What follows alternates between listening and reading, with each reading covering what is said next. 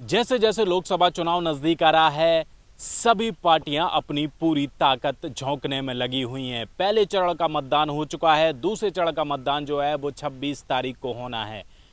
देश के सबसे बड़े सूबे यानी कि उत्तर प्रदेश की बात करें तो उत्तर प्रदेश की 80 सीटों पर निगाहें जो हैं वहीं बीजेपी की लगी हुई हैं, तो साथ साथ इंडिया गठबंधन यानी कि समाजवादी पार्टी और कांग्रेस दोनों की 80 सीटों पर लगी हुई हैं।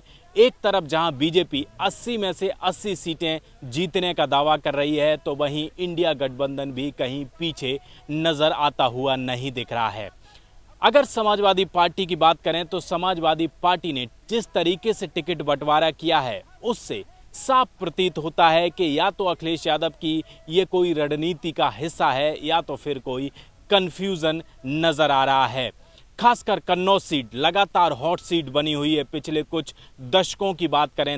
हालांकि 2019 की बात करें तो 2019 में डिंपल यादव यहां से कन्नौज से चुनाव लड़ी थी। सपा बसपा का गठबंधन था, उसमें कन्नौज से चुनाव हार गई थी। लेकिन इस बार हॉट सीट बनी हुई है और इस बार फिलहाल समाजवादी पार्टी ने तेज प्रताप यादव को यहां से उम्मीदवार बनाया है। तेज प्रताप यादव वही हैं जो मुलायम सिंह यादव के भतीजे हैं और लालू यादव जो कि बिहार के पूर्व मुख्यमंत्री रह चुके हैं, उनके दामाद भी हैं, तो उनको फिलहाल उम्मीदवार बनाया। लेकिन फिलहाल अगर सोशल मीडिया की बात करें तो सोशल मीडिया पर लगातार चर्चाएं चल रही हैं कि खुद सपा सुप्रीमो अखिलेश यादव यहां से चुनाव लड़ सकते हैं, यानी कि आखिरी वक्त पर वो नामांकन कर सकते हैं।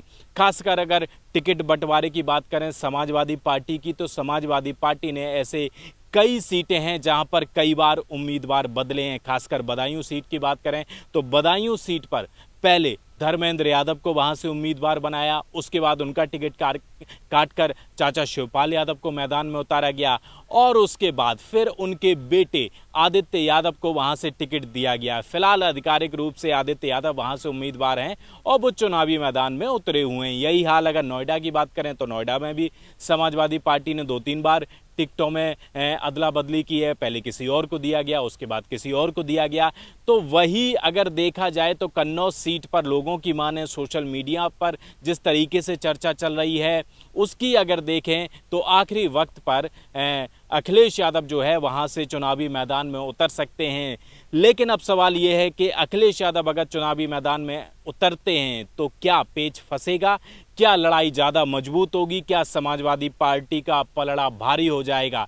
लोगों की अगर माने तो अखिलेश यादव अगर चुनाव लड़ते हैं तो यहाँ पर पेच फंस सकता है और हो सकता है कि समाजवादी पार्टी कन्नौज की सीट जो है वो जीत भी जाए। लेकिन अगर अखिलेश यादव चुनाव नहीं लड़ते हैं तो तेज प्रताप यादव यहाँ से उम्मीदवार हैं फिलहाल आधिकारिक रूप से, तो भी यहाँ पर फाइट नज़र नहीं आ रही है। और कन्नौज से यानी कि भारतीय जनता पार्टी से अगर बीजेपी के उम्मीदवार की बात करें जो कि सुब्रत पाठक हैं, वो जो है वो 2019 में यहाँ से चुनाव जीते थे और इस बार भी उम्मीदवार हैं, तो उनका पलड़ा भारी नज़र आता है।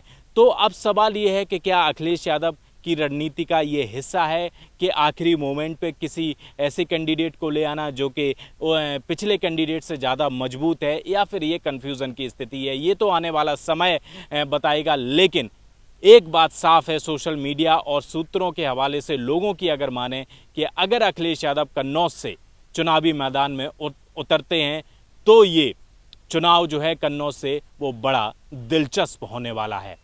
कैमरा पर्सन चंदन के साथ दिलीप हृदय यादव, न्यूज़ पॉइंट।